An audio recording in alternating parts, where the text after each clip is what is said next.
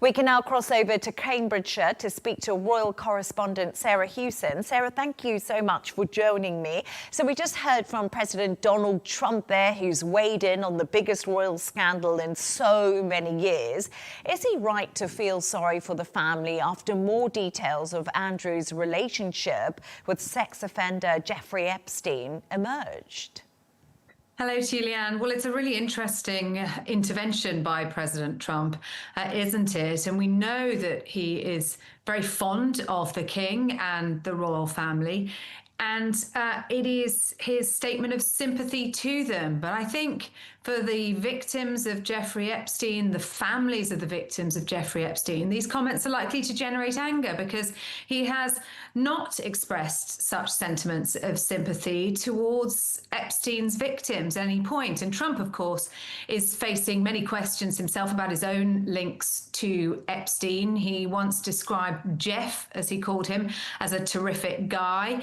He said that he likes women as much as I do, and many of them on the younger side. And he's also coming under increasing pressure to release the Epstein files, not least of all from the family of Virginia Giuffre, who say that President Trump should follow in the king's lead and actually front up to this Epstein scandal and do something about it. Such are the calls for transparency. So I think these comments made today, again, off the cuff, Trump speaking on Air Force One, expressing his sympathy for the family, but they jar for many, I think.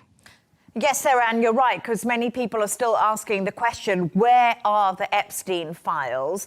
But let's focus on the UK Defence Secretary, because he's looking to strip Andrew of his last remaining military rank. Let's be honest, things are just getting worse for Andrew. What more do we know at this stage?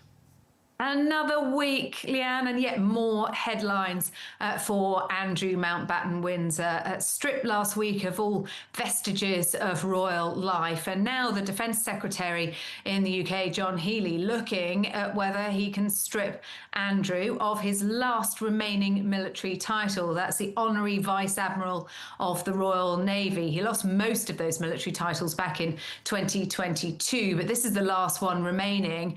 And even more damaging to Andrew is the suggestion that they could also strip him of his Falklands Campaign Medal that was awarded to him after his service in the Falklands War, when he came back a war hero. And I think for Andrew, there's been an awful lot of damage to him for someone who places such high esteem on titles and on status. But these military titles and the loss of those, and if he does lose that Falklands Campaign Medal, that will really sting. And let's talk a little bit about Prince William, because do you think he'll be able to drag attention away from Andrew during his Brazil visit for his Earthshot Prize event, which is arguably the most important week of his year? And we do know that William loves and cherishes this event, Sarah. Yeah, this is often what's described as William's Super Bowl moment. The Earthshot Awards and his work around homelessness are his two big legacy projects. And all of the work that he does around Earthshot culminates in this Earthshot Prize ceremony, which is taking place on Wednesday in Brazil. He's arrived there today, and he really wants the focus to be on his work around climate action. He wants to put it back to the good work that the royal family is doing without the distractions of his disgraced uncle. And so I think the timing of the statement from Buckingham Palace last Thursday was important. They wanted to get this out there and dealt with so that it didn't overshadow William's work this week. And it is a really important week, not just the Earthshot Prize this week, but also William addressing the COP30 summit at the end of the week, a role that was previously performed by his father, and a speech which he has discussed and collaborated with his father over the past few weeks. A very high profile moment for William, and again seeing him in that global statesman role. That's what he wants us to see this week, not more headlines about Andrew. And let's just turn our attention to where does Sarah Ferguson go now? And of course, We know Fergie and the Queen's corgis are quite close, and they've been at a royal lodge since the death of the Queen. Any information about what's going on there? Well, firstly, for Fergie, we know she's going to make her own arrangements. What might that be? She's not going to be living with Andrew, we understand, on the Sandringham estate. Where might she go?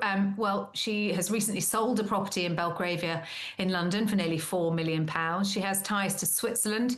They previously owned a chalet there. She could, of course, head to the United States, where she's previously been, where after scandal, and of course to Abu Dhabi as well, where Andrew and Fergie and their daughters have been given access to a palace there. So there are options for Sarah Ferguson, and it's been reported that she wants to distance herself from Andrew, to regroup and to rebuild her brand as a mother and a philanthropist. Although at the moment it feels too toxic for many brands to get involved with her. As for the corgis, Sandy and Mick, these were the late Queen's much-loved corgis. After her death, they were adopted by Andrew and Sarah. They've been living at Royal Lodge. Buckingham Palace say that the corgis are going to remain with the family. Now, it's not clear what that means, whether they'll be with Andrew in Sandringham, whether they'll be with Sarah, or whether they'll be with either Princess Beatrice or Princess Eugenie and their family. But they are to remain within the former York family. I'm always happy to take the corgis if there's nowhere else for them to go. 4 dogs. I could definitely cope with that. Sarah Hewson, thank you so much. Thank you. I think they'll have plenty of takers. Yes, indeed. Thanks.